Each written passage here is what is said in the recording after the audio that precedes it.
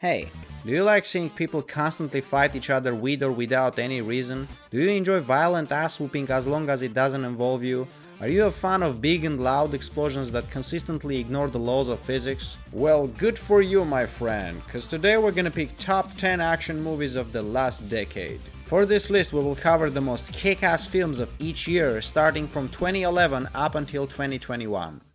Starting up with the year 2011, we had some decent films like The Mechanic with Jason Statham and Mission Impossible Ghost Protocol. There's From Paris with Love that stars John Travolta doing Breaking Bad cosplay. You can also go for more juicy and less brainy options like Transformers Dark of the Moon and Fast 5. Family. But the undisputed leader of this year is undoubtedly The Raid. This Indonesian action thriller follows an elite squad that is tasked to infiltrate a high-rise building run by a ruthless drug lord. But things quickly turn ugly when the whole building gets flooded by an army of thugs and killers. Most squad members get killed immediately, and the remaining few have to go through hell if they want to come out alive from this mess. Story-wise, this film doesn't offer anything special. But the action? Let's just say you've never seen anything like this.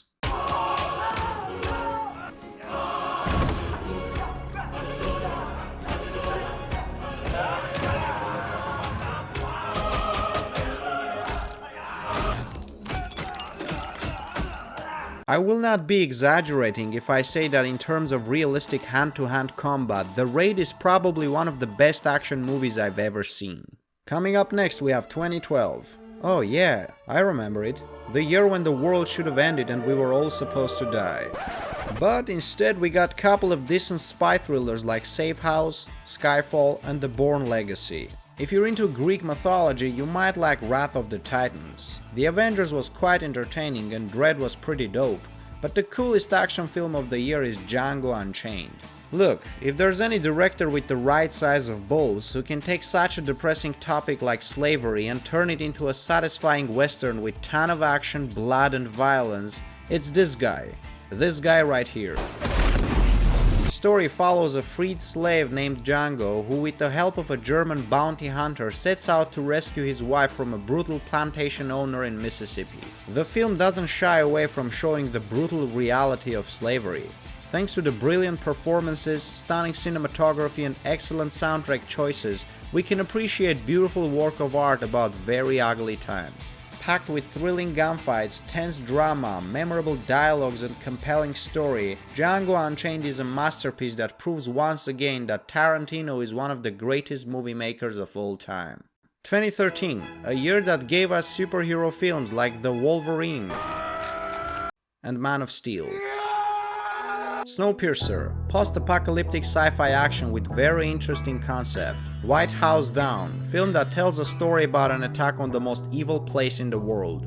We also had World War Z for fans of zombie genre that had some insane action scenes, and Pacific Rim for those who think that size matters. But the best option for this year would be The Lone Survivor, a biographical war drama about a US Navy SEALs surveillance team that has to survive in a hostile territory after unsuccessful mission. Starring Mark Wahlberg as a lead actor, this is a brutal depiction of Afghanistan war that showcases military courage and heroism. It is packed with tense, graphic and nerve-wracking action sequences that give a realistic and down-to-earth take on war. Coming up next we have 2014, a year that actually had a lot of decent films to offer. Fury, war epic with Brad Pitt. Captain America the Winter Soldier, intense action adventure with elements of spy thriller. Edge of Tomorrow, mind-blowing sci-fi epic with Tom Cruise. And Kingsman the Secret Service, an excellent spy flick with good sense of humor and some diabolical action. But the best one in our opinion, and by our I mean my opinion, is John Wick, a film that brought new life into Keanu Reeves' career and revolutionized the action genre. The story focuses on a retired hitman with legendary reputation who decides to get back in business and wreak havoc on mobsters who took him for a regular loser, stole his car and killed his puppy. As a result, we get a satisfying revenge story with fast-paced action, impressive stunts and some of the most dynamic fight scenes you'll ever see. The year 2015, I finally touched my first pair of boobs. Avengers Age of Ultron is alright. Furious 7, well, you know what to expect from that. Spectre and Mission Impossible Fallout are both top-notch spy flicks.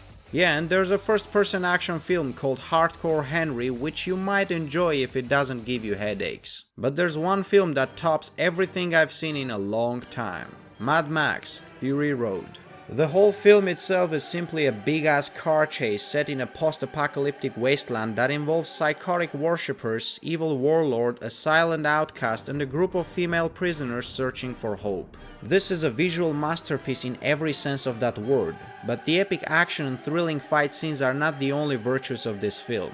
Despite its simplistic plot, Mad Max managed to be an emotionally compelling story that makes the most of its characters and keeps you on the edge of your seat. 2016 gave us Warcraft, a decent fantasy based on an iconic video game.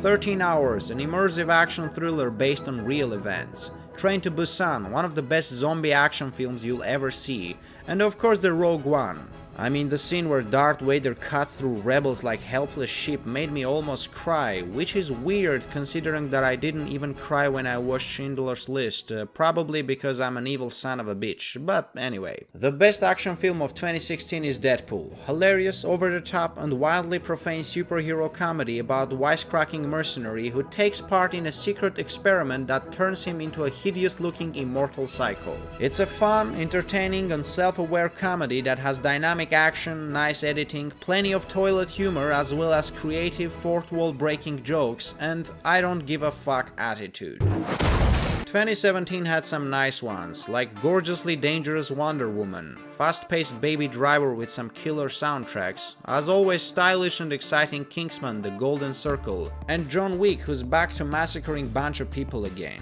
But the best action flick of this year is The Atomic Blonde. Set during the Cold War, story follows a spy sent to Berlin who has to recover a missing list of double agents before the collapse of the Berlin Wall. As a spy flick, this film isn't particularly special or unique, but its true highlights are the extremely violent fight scenes featuring a hot blonde going against men twice of her size and beating the shit out of them in the way that seems quite realistic and believable. And I have to admit, Charlize Theron did a fascinating job with her stunts. She's the kind of badass who can kick your ass and give a boner at the same time.